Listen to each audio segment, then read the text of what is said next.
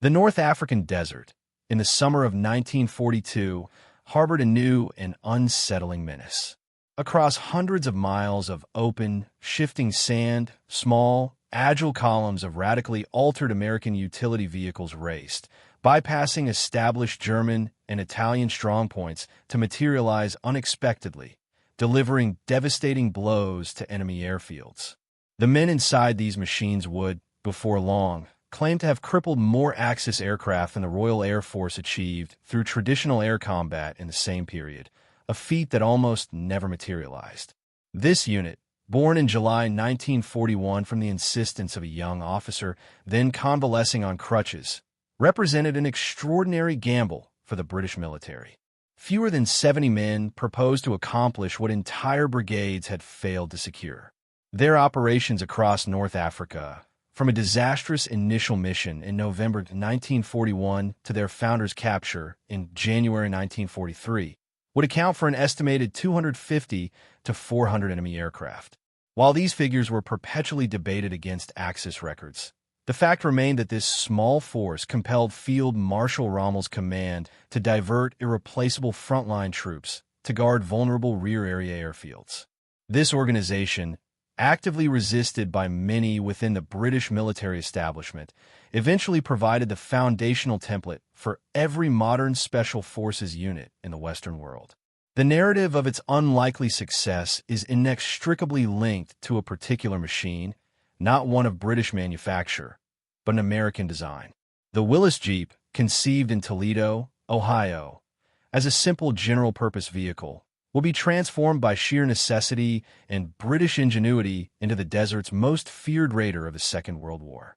To grasp this improbable evolution, one must first understand the individuals who forged it and the desperate circumstances that made their very existence possible. The North African desert, in the summer of 1942, harbored a new and unsettling menace. Across hundreds of miles of open, shifting sand, small, agile columns of radically altered American utility vehicles raced, bypassing established German and Italian strongpoints to materialize unexpectedly, delivering devastating blows to enemy airfields. The men inside these machines would, before long, claim to have crippled more Axis aircraft than the Royal Air Force achieved through traditional air combat in the same period, a feat that almost never materialized. This unit, born in July 1941 from the insistence of a young officer then convalescing on crutches, represented an extraordinary gamble for the British military. Fewer than 70 men proposed to accomplish what entire brigades had failed to secure. Their operations across North Africa, from a disastrous initial mission in November 1941 to their founder's capture in January 1943, would account for an estimated 250 to 400 enemy aircraft.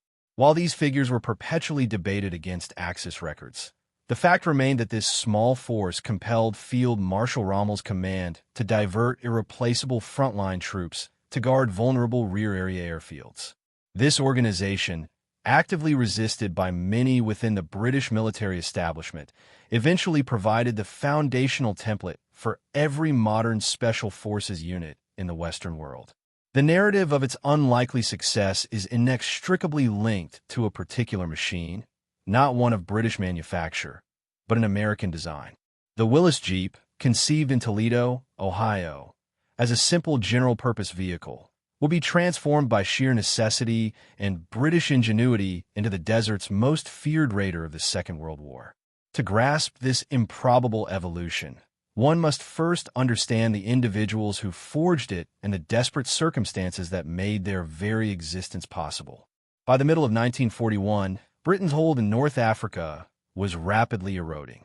The German Field Marshal Rommel, the Desert Fox, had landed in Libya with his Afrika Korps that February and immediately began driving British forces back toward Egypt's defensive lines. The vital garrison at Tobruk found itself encircled. Overhead, the Royal Air Force struggled to maintain any semblance of air superiority against the German and Italian air forces operating from Libyan bases, which in turn launched continuous attacks against Allied shipping and troop concentrations. A shift in approach was clearly necessary and it would take an unconventional mind to envision what that might entail. The man who would become central to this shift was, by any conventional military standard, a distinctly problematic officer. Born in London in November 1915 to a prominent Scottish aristocratic family, this individual had, despite his background, often seemed destined for a different path. Having been educated at Ampleforth College, he was later expelled from Cambridge University after a year marked by excessive drinking and gambling. Standing at an imposing 6 feet 5 inches, he possessed the robust physique of a mountaineer, a profession he had pursued before the war intervened, interrupting his ambitious plans to conquer Everest. He had initially joined the Scots Guards Supplementary Reserve in 1937 and served with a commando unit known as No. 8 Guard Commando. Yet, his military record was far from exemplary. He had nearly faced charges for malingering, and his superior officers regarded him with a blend of frustration and grudging amusement. When his commando unit was disbanded in August 1941, following heavy losses during the evacuation of Crete, he was laid up in a Cairo hospital. A spinal injury, incurred during a poorly executed experimental parachute jump, had rendered him unable to walk for weeks, leaving him confined to a bed with little to do but contemplate. It was during this period of enforced inactivity that his radical tactical concept took definitive shape. He had observed firsthand the inherent limitations of traditional commando operations. These typically involve large formations, often 200 men or more, transported by sea or air to their objectives, then deployed in massed assaults. Such operations were inherently complex, demanded immense logistical coordination, and were easily detected. The enemy had quickly learned to anticipate them, leading to countless cancellations when surprise was lost, and when they did proceed, casualties were frequently severe. He envisioned a fundamentally different approach. His conviction was that small, agile teams, no more than 4 or 5 men, could, by operating with stealth and swift mobility across the immense, largely unguarded desert flanks, achieve far greater destruction of enemy aircraft and supplies than an entire conventional commando unit. The desert itself, he realized, was the key. Unlike the European theaters, with their continuous front lines, the North African campaign was characterized by vast, unpatrolled gaps. The sheer scale of the desert made complete garrisoning impossible. Small, specialized teams could exploit these gaps, traversing hundreds of miles undetected, striking their targets, and vanishing back into the endless sand before the enemy even registered their presence. He committed this intricate concept to a memorandum. His proposal outlined a unit of approximately 200 men organized into small detachments, meticulously trained in demolitions, desert navigation, and survival techniques. Their mission: to strike airfields, supply dumps, and communication lines located deep within enemy territory. He reasoned that targets so far removed from the front lines would be virtually unguarded, making them highly vulnerable. The cumulative impact of repeated, small-scale attacks, he argued, would inflict crippling damage on enemy morale and logistics. The immediate challenge, however, was getting anyone to actually read his proposal. As a junior lieutenant, barely recovered from injury and burdened by a reputation for indiscipline, he faced formidable obstacles. Senior officers at Middle East headquarters were preoccupied with more urgent matters than entertaining unconventional theories from subordinates, especially those prone to injuring themselves during parachute training. The popular account of what happened next has taken on legendary status. It suggests that the injured lieutenant, still reliant on crutches, bluffed his way past sentries at Middle East headquarters in Cairo, even slipping through a gap in the perimeter fence when denied official entry. Moving with all the speed his injured back would allow, he navigated the headquarters building and, quite by accident, found himself in the office of a senior staff officer, Major General Neil Ritchie, the Deputy Chief of Staff. Before he could be ejected, he presented his memorandum. However, a more recent biography, penned by historian Gavin Mortimer in 2022, offers an alternative perspective. Mortimer contends that it was, in fact, the lieutenant's elder brother, already holding a staff position at headquarters, who ensured the unconventional proposal reached the appropriate desks. The truth may well contain elements of both stories. What matters, ultimately, is that General Ritchie did read the memorandum, found its logic compelling, and advocated for the idea to General Sir Claude Auchinleck, the recently appointed Commander-in-Chief of Middle East Forces. Auchinleck, under intense pressure from Prime Minister Winston Churchill to launch an offensive against Rommel, desperately needed results. He was consequently open to unconventional strategies that might deliver them. 3 days after receiving the audacious memorandum, Auchinleck met the young lieutenant personally. Impressed, he immediately promoted him to captain and authorized the recruitment of 6 officers and 60 men. The new unit was officially designated L Detachment, Special Air Service Brigade. This name, a deliberate piece of strategic deception, offers insight into the chaotic nature of the war that allowed the SAS to form at all. Brigadier Dudley Clark was, at the time, orchestrating an intricate deception campaign from Cairo. One of his schemes involved the fabrication of a Phantom K detachment, Special Air Service Brigade, complete with fake unit insignia, manipulated photographs, and carefully leaked false intelligence. The objective was to convince the Axis powers that a fully equipped 5,000-man British parachute brigade was operational in North Africa, poised to drop behind Rommel's lines at any moment. This fictitious unit proved so convincing that it had already prompted German forces to divert troops and aircraft to counter a threat that simply did not exist. The real unit became L Detachment, artfully implying the existence of 11 other detachments, A through K. The fictional K detachment remained the grand decoy, making the true, tiny force appear to be merely a small component of a much larger, formidable formation. It was a layer of deception laid upon another. It purchased precious, vulnerable operating space for the nascent SAS. However, Auchinleck's endorsement did not translate into immediate acceptance among the middle and lower echelons of Middle East headquarters. Staff officers remained openly antagonistic. Bureaucrats actively obstructed recruitment efforts, particularly the transfer of officers from the recently disbanded commando force. They withheld adequate equipment, supplies, and transport. Every request was met with delays, outright denial, or simply ignored. The unit's first official act of outfitting itself thus became an act of theft. The officers and men raided a nearby New Zealand regiment's camp, pilfering tents, bedding, and even a piano to furnish their new headquarters at Cabret, a desolate outpost situated on the Great Bitter Lake. Staff officers at headquarters, it was observed, seemed to actively wish for the SAS to fail, hoping its inevitable collapse would validate their opposition and prevent future unconventional units from disrupting the established military hierarchy.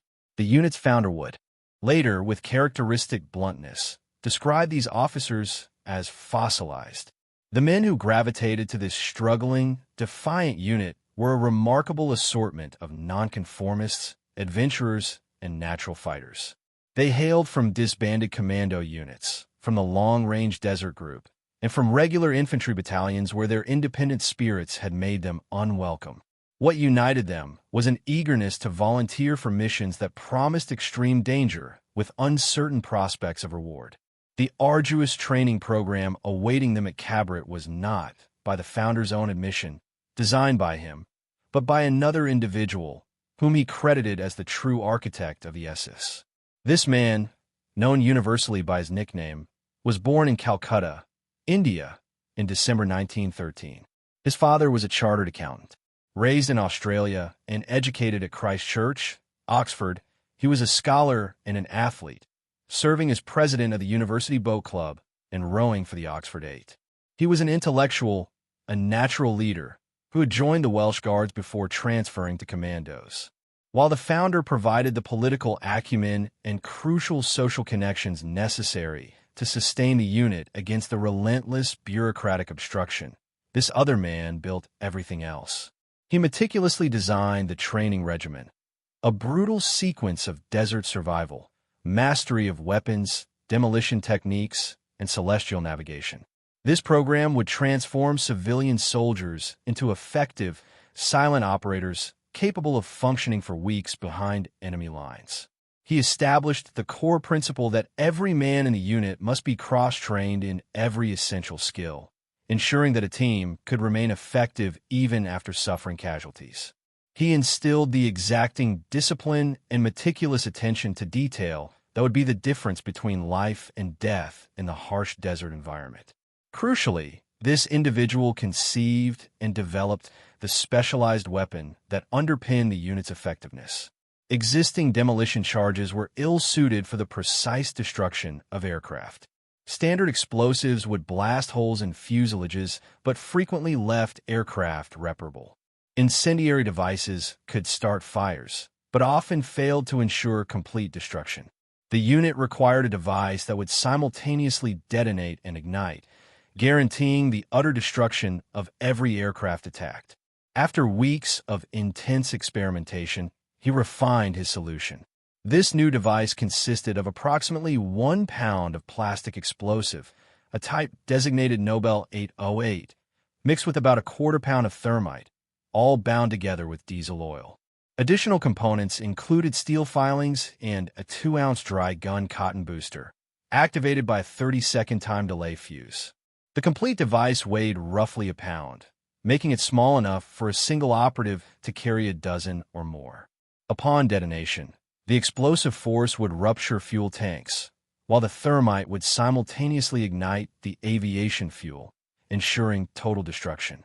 It was elegant, portable, and devastatingly effective. Every aircraft destroyed by the unit during its initial footborne raids fell victim to this ingenious invention. The third key figure in what would become the unit's wartime leadership was strikingly different from both the aristocratic founder and the intellectual designer. Blair Main, born in January 1915 in Newtownards, County Down, then part of Ireland, hailed from a prosperous family and had become a qualified solicitor. However, his deepest inclination was toward violence, both the controlled aggression of sport and the raw intensity of combat. Main had been the Irish University heavyweight boxing champion. He earned 6 international rugby caps for Ireland, playing as a lock forward, and in 1938 toured South Africa with the British and Irish Lions, earning 3 test caps. He stood 6 feet 3 inches tall and weighed 217 pounds, almost entirely muscle. His fellow soldiers knew him by his nickname, approaching him with a mixture of awe and apprehension. Main possessed a volatile temper, and its eruption was always memorable. He was reportedly recruited into the unit directly from a prison cell, where he awaited court-martial for assaulting his commanding officer. The exact details of the incident varied, depending on who recounted the story, but the crucial point was that Main's military career was on the verge of ending when the unit's founder appeared with an offer of redemption. Main would become the unit's most formidable combatant. But in those early days at Cabret, he was simply another recruit, learning to plant the new bombs and navigate by the stars. The unit's inaugural combat operation was launched on the night of November 16th to 17th, 1941, designed to support Operation Crusader, the major British offensive aimed at relieving the besieged garrison at Tobruk. The plan, codenamed Operation Squatter, called for 55 men, divided into 5 teams, to parachute from Bristol Bombay aircraft onto drop zones near 5 separate Axis airfields at Gazala and Tamimi. Their mission was to plant the new bombs on parked aircraft, then march 50 miles south through the desert to a rendezvous with the long-range desert group, who would transport them back to friendly lines. The weather forecast was dire. Meteorologists predicted gale force winds reaching 30 knots, double the safe limit for parachute operations. The unit's founder faced an impossible dilemma. To cancel the operation would provide Middle East headquarters with the justification to disband his unit before it had achieved anything, vindicating his detractors. To proceed meant risking his men being scattered across the vast desert, unable to reach their targets or their extraction point. He chose to proceed. The 5 stick leaders, the founder himself, Main, the bomb's designer, and Lieutenants A.O. McGonigal and Charles Bonington, boarded their aircraft that evening, flying out over the desert toward the enemy airfields. What ensued was a catastrophe. The winds escalated to force 7 to 8, whipping up a massive sandstorm that reduced visibility to near zero. Pilots flew blind, unable to discern the ground or their designated drop zones. One aircraft, carrying Lieutenant Bonington and his men, was shot down by a German Messerschmitt night fighter.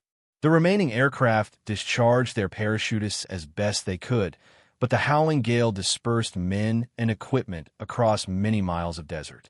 Equipment containers, holding the precious new bombs, were torn from their parachutes and lost. Explosives that were recovered had been soaked by the rain that preceded the sandstorm. Men landed miles from their intended drop zones, their navigation equipment damaged or missing. Small groups that managed to reassemble found themselves hopelessly lost, their targets unattainable before the first light of dawn would expose them to enemy aircraft. Not a single shot was fired at the enemy that night. Not a single bomb detonated on an Axis aircraft. Of the 55 men who had jumped, only 21 or 22 straggled back to the long-range desert group rendezvous point over the ensuing days. Lieutenant McGonigal succumbed to injuries sustained during his landing. The remainder were either dead, captured, or simply lost to the unforgiving desert. Operation Squatter was a complete and utter failure. Any rational assessment would have concluded that the SAS experiment was finished. The founders' theories had been rigorously tested against reality, and reality had decisively triumphed. The logical course would have been to reassign the surviving men to their original units and simply erase L detachment from military records. The staff officers at Middle East headquarters certainly anticipated this outcome and were already preparing the paperwork for the unit's dissolution. Yet, during the long, slow journey back from the disaster in the long-range desert group's Chevrolet trucks, the founder was not dwelling on failure. His mind was fixed on the trucks themselves. If the long-range desert group could extract his men from the desert's depths, he reasoned, why couldn't they insert them? The parachute drop had been undone by uncontrollable weather. Vehicle insertion would entirely eliminate that variable. He approached Captain David Lloyd Owen, commander of the long-range desert group patrol that had rescued his men, with a radical new proposition. The long-range desert group had been operating deep within enemy-held territory since 1940, conducting reconnaissance and occasionally attacking targets of opportunity. They possessed an unparalleled knowledge of the desert. What if they transported his raiding parties to within striking distance of enemy airfields, dropped them off, and then returned to pick them up after the attack? Lloyd Owen agreed to present the idea to his commanding officer, and the long-range desert group's leadership, facing their own pressures, agreed to a trial. Barely a month after the unmitigated disaster of Operation Squatter, on December 14, 1941, the unit launched its first successful operations. 3 raiding parties were ferried by long-range desert group vehicles to points near enemy airfields, then proceeded on foot to their objectives. The results surpassed everyone's expectations, save perhaps for the founders. Maine spearheaded his team's assault on Tammet Airfield, approaching under cover of darkness until they reached the perimeter. What transpired next vividly demonstrated why Maine would become the most feared commando of the North African campaign. Discovering the officer's mess still illuminated and occupied, Maine burst through the door, taking approximately 30 Axis airmen by surprise at dinner. He opened fire with his pistol, then withdrew to systematically move through the rows of parked aircraft, planting the designer's bombs on each. The unit claimed 24 aircraft destroyed at Tammet that night, with 0 British casualties. When Maine, with targets still remaining, exhausted his supply of explosives, he reportedly climbed into the cockpit of an untouched aircraft and, using only his bare hands, tore out the instrument panel, ensuring it could never fly again. On December 21st to 22nd, Lieutenant Bill Fraser's 5-man team struck Agua-de-Bia Airfield, deeper into Axis territory. The unit claimed up to 37 aircraft destroyed, though German records reviewed after the war indicated the actual number was closer to 25. This discrepancy between the unit's claims and Axis documentation would become a recurring pattern. Yet even the lower figure represented a remarkable achievement for 5 men operating without direct support. Across multiple raids that December, The unit claimed approximately 60 enemy aircraft destroyed, with not a single man lost in action. The audacious concept that staff officers had dismissed as impossible was now demonstrably proven. General Auhenleck, witnessing these results, promoted the unit's founder to major and authorized the expansion of his force. But this success carried an immediate and heavy cost. On December 31st, 1941, the bomb's designer was returning from a raid on Afilia Airfield in a long-range Desert Group truck when a convoy was spotted by a German aircraft. A Messerschmitt 110 executed repeated, strafing runs on the exposed vehicles. A 20mm cannon round struck the designer in the leg, severing his femoral artery. He bled to death in 4 minutes, surrounded by comrades who possessed no means to staunch the hemorrhage. He was 28 years old. His death was a devastating blow. He had been the intellectual architect of everything that made the unit function, and his loss was profoundly felt by every man he had trained. Yet, the innovative system he had constructed continued to operate. His training methods, his tactical doctrines, and his ingenious bombs endured, passed down to the men who would carry forward the mission he had so brilliantly designed.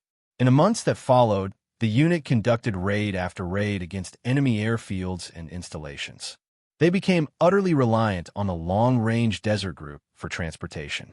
This dependency proved to be both a critical advantage and a significant limitation. The long-range Desert Group's Chevrolet 30 weight trucks, affectionately dubbed the Libyan Desert Taxi Service by the men they carried, were reliable and capable of covering immense distances. However, the long-range Desert Group had its own pressing operational priorities, particularly the road watch, a continuous surveillance of the Via Balbia coastal highway to track Axis troop and supply movements. Scheduling conflicts between the two units became increasingly problematic. Their differing mission profiles meant that long-range Desert Group commanders sometimes declined to transport the unit's raiders to targets they deemed too hazardous or too far from their own designated areas of operation. Moreover, this simple loss of operational independence grated on the unit's founder, who believed his force should control its own destiny. The ultimate solution to this logistical problem gradually emerged. Before fully acquiring the iconic Jeeps, the founder salvaged a wrecked Ford station wagon from a Cairo depot. The vehicle, written off after an accident, was stripped of its damaged roof by his men, who then mounted Vickers K-machine guns on improvised stands and painted it in desert camouflage. They christened it the Blitz Buggy. Though unreliable and prone to mechanical breakdowns, it offered the unit its first taste of self-sufficient mobility. The true transformation, however, arrived in June 1942 when the unit obtained its initial allocation of American Willys Jeeps. These vehicles had begun arriving in North Africa in growing numbers as part of Lend-Lease shipments, quickly proving their exceptional capability in the brutal desert conditions. By July, at Maine's persistent urging, the founder returned to Cairo to secure a larger consignment. Through a combination of official requisitions and the unofficial acquisition methods in which the unit had become remarkably proficient, the force soon possessed approximately 16 Jeeps and 20 Bedford 3-ton supply trucks, making them entirely independent of long-range Desert Group transport. But the standard Willys Jeep was never designed as a weapon of war. It was a utilitarian vehicle, intended to convey personnel and light cargo. Transforming it into a formidable desert raiding platform demanded modifications that would have astonished the engineers in Toledo who had originally designed it. The unit drew heavily on techniques pioneered by Major Ralph Bagnold, the founder of the Long-Range Desert Group and one of the world's foremost experts on desert exploration. Bagnold had spent years before the war traversing the Sahara, deciphering its secrets and developing the specialized equipment needed to survive and operate in its unforgiving environment. The initial step was radical weight reduction. Canvas roofs, windscreens, doors, and any non-essential sheet metal were systematically stripped from each Jeep. Every pound removed meant less weight to haul across the sand, thus extending range and significantly improving performance in soft terrain. Bagnold water condensers were fitted to the cooling system. These ingenious devices captured steam escaping from the radiator, condensed it in an external can, and returned the water to the system via vacuum pressure. In the furnace-like heat of the desert, a standard vehicle could lose gallons of coolant to evaporation. The Bagnalled condenser eliminated this critical problem, enabling vehicles to operate for hundreds of miles without requiring radiator top-ups. Steel sand channels, another Bagnalled innovation, were lashed to the sides of each Jeep. When a vehicle inevitably became bogged down in soft sand, these perforated metal tracks could be placed under the wheels to provide traction for self-extraction. Navigation in the featureless desert, where landmarks were non-existent and magnetic compasses unreliable near vehicle metal, required specialized equipment. Bagnalled sun compasses, consisting of a graduated shadow disc and a vertical needle, provided accurate directional readings irrespective of magnetic interference. The navigator would orient the disc according to the time of day and the sun's position, then maintain course by keeping the needle's shadow on the correct bearing. At night, navigation transitioned to the stars, employing techniques that the bomb's late designer had integrated into the unit's training. The most crucial modification addressed the Jeep's inherent limitation, its restricted range. The standard fuel tank held 15 gallons, providing less than 120 miles of travel in the energy-sapping desert sand, where fuel consumption soared dramatically.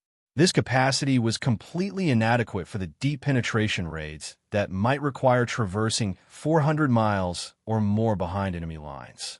Jerrycan racks were welded to the rear mudguards and bonnets, creating additional capacity for 8 to 12 5-gallon fuel cans. This expanded total fuel capacity to over 60 gallons, extending the operational range beyond 400 miles. Similar racks were fitted to carry water cans and essential spare parts. By the time all modifications were complete, each Jeep resembled a mechanical pack mule more than a conventional military vehicle. But it was the armament that truly transformed the SAS Jeep into a deadly weapon. The primary weapon was the Vickers K machine gun, also known as the Vickers gas-operated gun. This weapon had originally been designed as an observer's gun for Royal Air Force bombers, intended to be fired by rear gunners against attacking enemy fighters.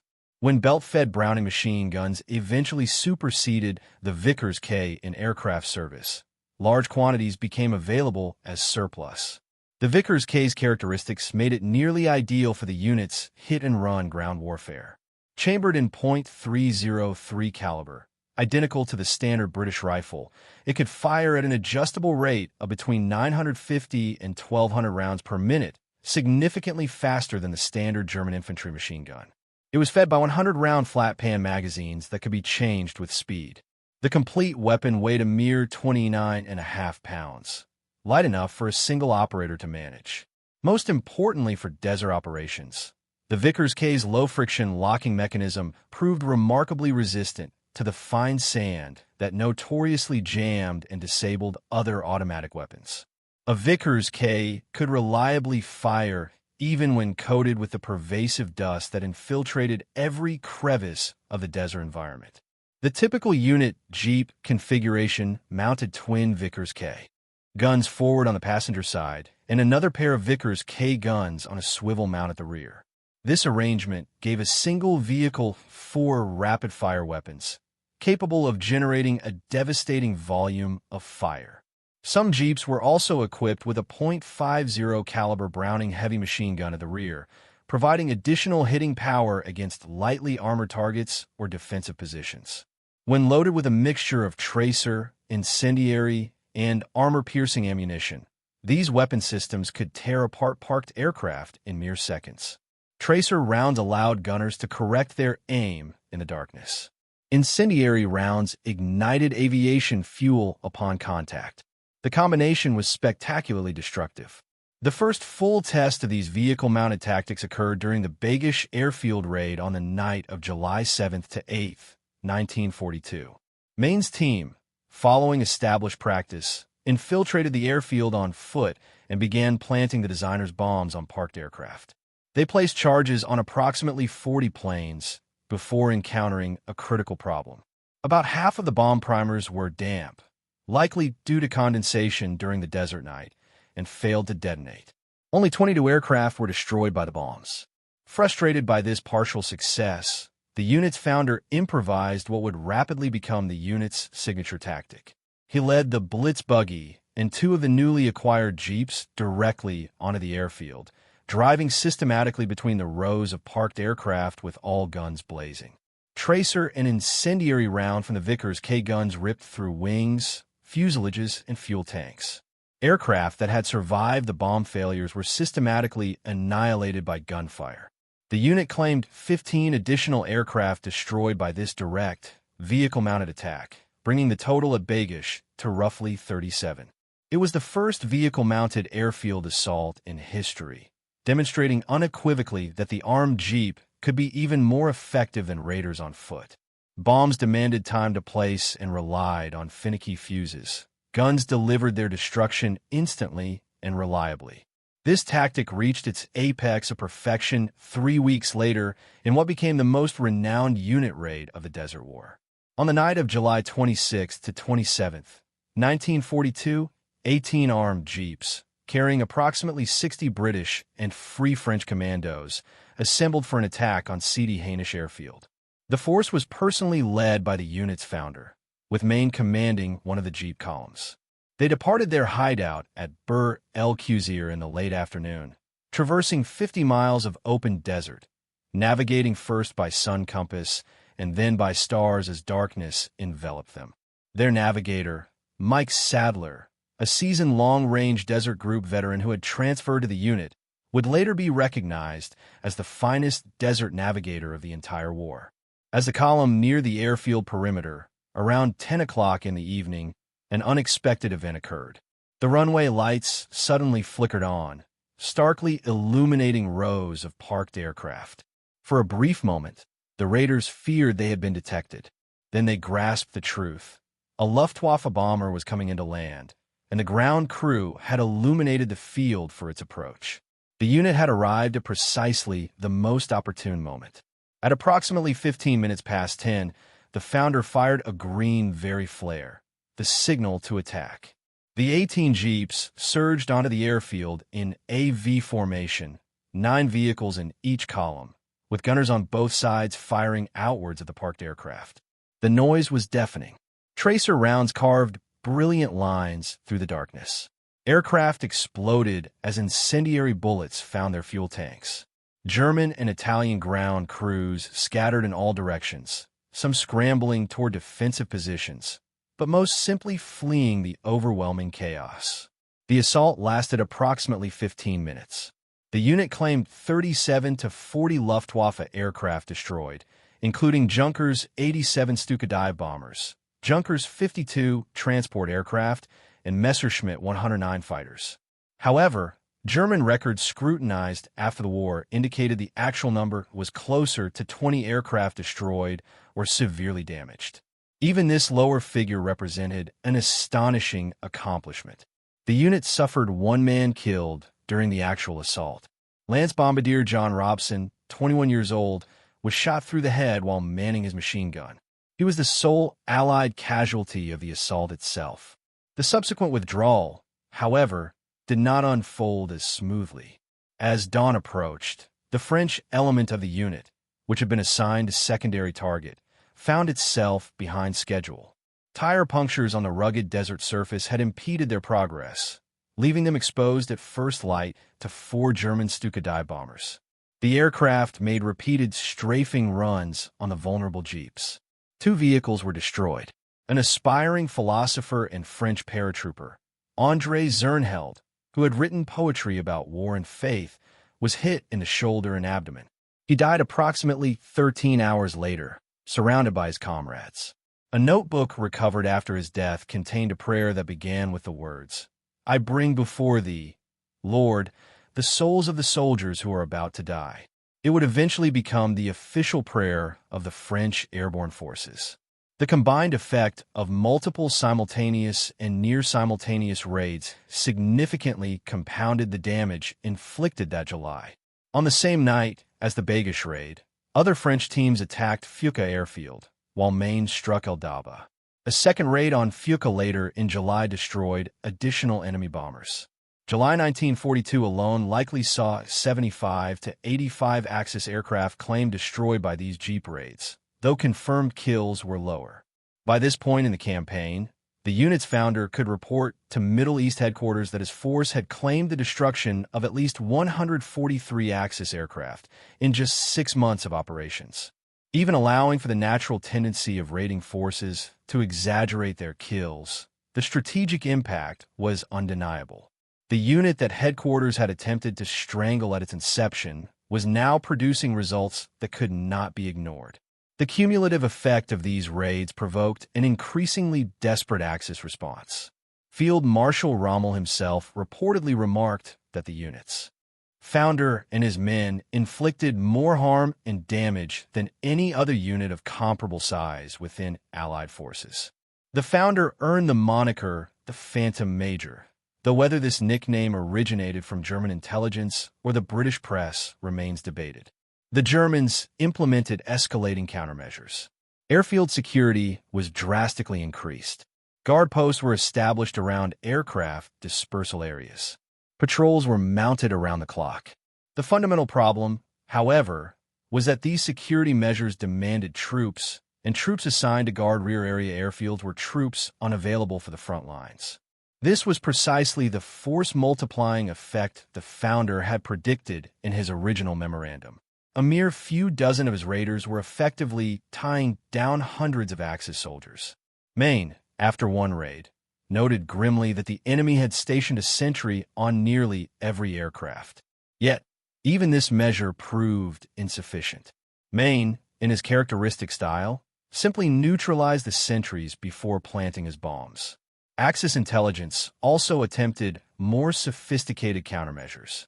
They deployed a spy, the Anglo-Swiss fascist Theodore Church, who posed as a captured British officer in prisoner-of-war camps to extract information from captured unit members. A former French Foreign Legionnaire, Herbert Bruckner, who had joined the unit under false pretenses, betrayed upcoming raid plans to the Germans. Operations against airfields at Derna and Markthuba subsequently failed as a result, the targets having been evacuated before the raiders even arrived. The most significant response, however, emanated from the highest echelons of the Nazi regime. On October 18, 1942, Adolf Hitler personally issued the infamous Commando Order, known in German as the Kommandobefehl, distributed in only 12 copies and classified as top secret. The order dictated that all commandos operating against German forces were to be annihilated to the last man, regardless of whether they wore proper military uniforms or attempted to surrender. The Commando Order was significantly influenced by the unit's operations, alongside other commando raids like the Dieppe Assault and Operation Basalt in the Channel Islands. It constituted a grave war crime, a blatant violation of the laws of armed conflict that had protected prisoners of war since the 19th century. At the Nuremberg trials after the war, General Alfred Jodl was, in part, found guilty for his role in disseminating and implementing this order. In June 1942 alone, the unit claimed to have destroyed an estimated 8% of all German aircraft in North Africa, a staggering proportion for a force of fewer than 200 men. Even if this figure was exaggerated, and even if the actual percentage was half that, the strategic impact was immense. Accurately estimating the total number of aircraft destroyed by the unit during the North African campaign necessitates navigating considerable discrepancies between various sources. The most stringent academic figure, derived from Alan Vick's Rand Corporation study titled Snakes in the Eagle's Nest, documented 367 aircraft destroyed by all British Special Forces combined in the theater. This aggregate figure includes not only the unit in question, but also the Special Boat Service, the Long Range Desert Group, and agents of the Special Operations Executive. Other historians have put forward higher estimates. Author Damian Lewis, citing operational records and an interview with the Imperial War Museums, suggested 387 proven and approximately 450 probable destructions attributed specifically to this unit. Conservative estimates typically begin around 250, while the highest claims exceed 400. The unit's overcounting was common and entirely understandable. At WWII, the unit claimed 37 aircraft destroyed, while Axis records indicated approximately 25. At Decimated, the unit claimed 37 to 40, while German documentation showed closer to 20. Men attacking an airfield at night, amidst explosions, gunfire, and raging fires, naturally overestimated the damage they inflicted. Aircraft already unserviceable might not have been recorded as losses in Axis documentation, even if physically destroyed. Both sides, it must be noted, had motivations to manipulate the numbers. What remains indisputable is that a unit never exceeding a few hundred men inflicted damage equivalent to a conventional air wing, at negligible cost in terms of its own personnel and material. The assertion that this unit destroyed more enemy aircraft than the Royal Air Force managed in air combat during the same period is broadly accepted by institutions like the Imperial War Museums and numerous historians, though it may hold most precisely for specific months of 1942 rather than the entire campaign duration. Amidst these extraordinary figures and high-profile exploits, individuals like Reg Seekings represented another vital aspect of the unit, the working-class bedrock that complemented the aristocratic officers and celebrated warriors. Born in March 1920 near Ely in Cambridgeshire, the son of a farm laborer, Seekings had enlisted in the army despite being almost completely blind in one eye. Regulations should have unequivocally barred him from service, but he had meticulously memorized the eye chart and successfully deceived the medical examiners. An original member of L Detachment, Seekings not only survived the disaster of Operation Squatter, but went on to participate in 10 major raids during the North African campaign. He personally claimed the destruction of more than 15 aircraft and, through sheer merit and survival, ascended from private to squadron sergeant major. He earned both the Distinguished Conduct Medal and the Military Medal, decorations typically awarded for extraordinary valor. Historians would later characterize him as the great unsung hero of the wartime unit, the quiet power behind the more flamboyant founders. The war for the unit's founder concluded personally on January 24, 1943, in southern Tunisia. The commander was leading a raiding party deep into enemy territory, attempting to be the first 8th Army unit to link up with 1st Army forces advancing from the west. Even Brigadier George Davey had cautioned him, warning that he was pushing too close to the enemy, taking too many risks with too little intelligence. The warning proved prescient. The Founders Party was detected by German patrols and forced to scatter. He himself managed to evade the initial contact and found temporary refuge among local Arab tribesmen.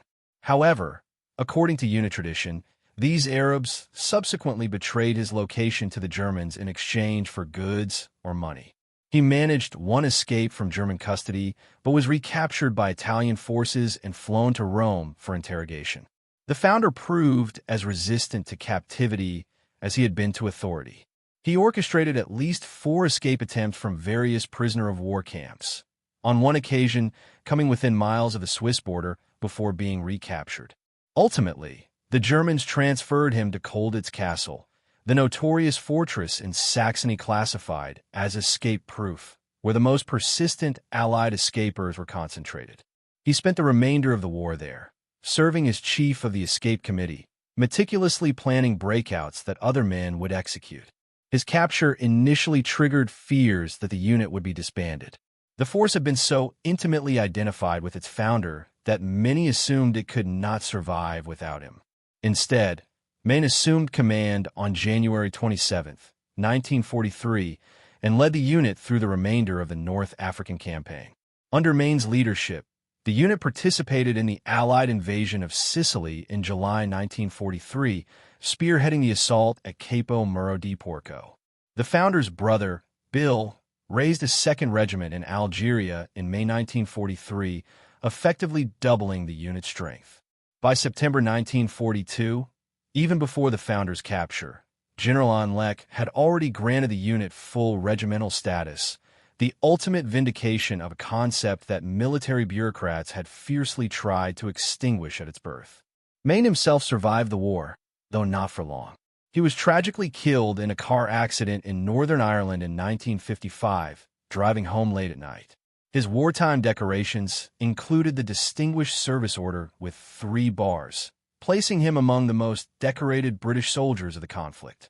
Even King George VI had reportedly inquired why the Victoria Cross had so unusually eluded him. The unspoken answer likely resided in Maine's notoriously difficult personality and his long history of friction with superior officers. Valor alone, it seemed, was never quite sufficient for Britain's highest military honor. Field Marshal Montgomery is said to have remarked that the boy Sterling is quite mad. Quite mad. However, in a war there's often a place for mad people. Whether Montgomery actually uttered these exact words has never been definitively confirmed, but the sentiment accurately captures a prevailing view within the military establishment regarding the unit and its unconventional founder. Decades later, the commander of the United States Delta Force, an American special operations unit that directly traces its lineage to the unit's methods and traditions, wrote to the founder with far greater reverence. The common bond between the special forces of the Western world is that we all trace our roots back to you. The unit's North African campaign remains one of military history's most striking early examples of asymmetric warfare, a term yet to be coined.